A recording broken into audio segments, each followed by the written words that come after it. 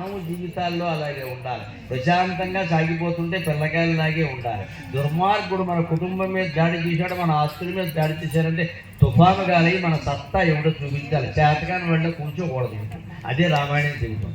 అప్పుడు రాముడు వచ్చి రక్షించాడు. నువ్వే రక్షించుకోవాలి. నీ వల్ల కానప్పుడు దండం పెడితే ఆయన వస్తాడు. మన వల్ల అయినా కూడా మనం కాళ్ళు చాపేసి ఈ దాడి ఆగితే నేను తిరుపతి వస్తాను, నువ్వు తిరుపతి రావాల్సిన అవసరం దేవుడికి ఏం లేదు.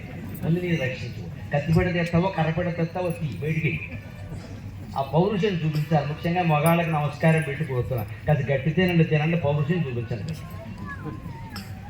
అన్నిటికీ దేవుడి మీద భారం వేసి ఊరుకోకూడదు.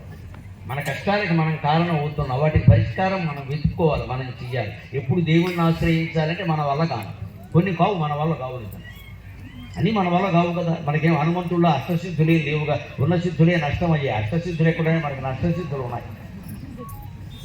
అటువంటిప్పుడు భగవంతుడిని ఆశ్రయించాలి. కానీ నీ వల్ల ఏ పని నువ్వు చెయ్యాలి, అప్పుడు ఆయన కాపాడు తీరుతాడు. అందుకే వనదులు పలవల పంక్తులు సముద్రాలు కూడా ఒక మంచినీటి చర్మల అయిపోయింది, అందుకే దూకగలిగాడు. జలధరాబ్ధం వెల్లెయవు, ఆకాశం ఆయన గీళ్ళయి దూకుతూ ఉంటే ఖచ్చితంగా ఆకాశంలోనే దేవతలు కనబడ్డారు. ఆకాశంలోనే విశ్రాంతి తీసుకున్నాడు. ఆకాశంలో వీసినటువంటి గాలికే ఆయన చెమట ఆరింది, మళ్ళీ ఎగరగలిగాడు. అంటే ఇందులో చెప్పినవన్నీ రామచంద్రమూర్తి మహిమ గురించి చెప్పినవన్నీ సాక్షాత్తు హనుమంతుడి విషయంలో పక్కాగా జరిగిన విషయాలే చెప్పడి. ఇందులో ఒక్క అతిశయం